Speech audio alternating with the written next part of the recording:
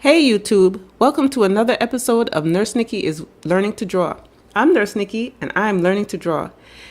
We are going to be doing a nose today, and if that's something that you'd be interested in, please keep watching. Okay, so essentially here, I start out by drawing the corners of the nose, the nostrils, and the septum of the nose, because those typically on a nose are the areas that are the darkest.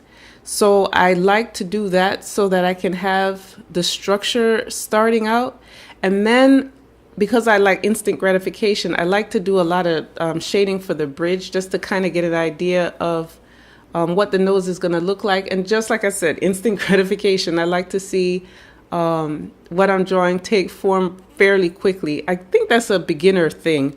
But anyway, so I continue to try to darken the areas that are going to be darkened, that need to be darkened, excuse me, and then adding a little bit of the shading on the sides.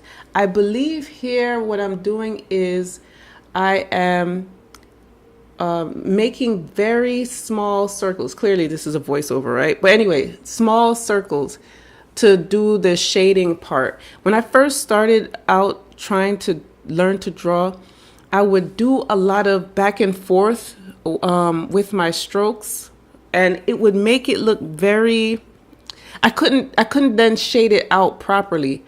But once I started watching some YouTube channels, and they talked about doing little circles to help in the areas that you're going to be blending out that don't need to have those hard lines. I started to see a good difference in what I was drawing. So essentially here what I'm doing is just going back and adding some dark values.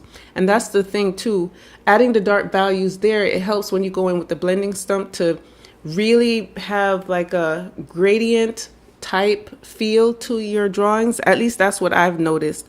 So that the darker areas gradually fade out into the white of the paper. That's essentially what I was trying to kind of go for.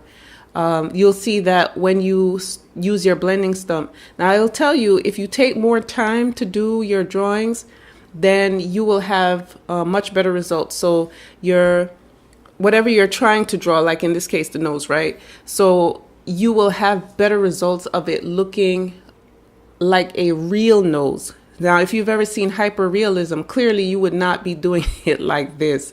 You would take your time and really build up different layers and such so that you have really nice, really clean looking shading and stuff like that.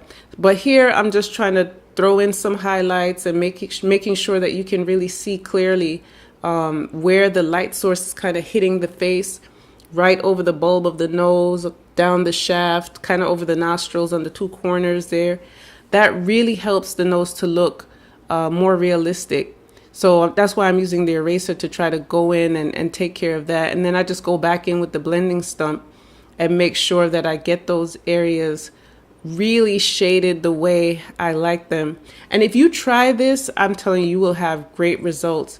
Really appreciate you spending your time with me today on this. I hope you have the same results as well. This took me about 9.5 to 10 minutes to do in real time. Obviously, we're doing time lapse here, but clearly, this is something that I feel like I can be proud of.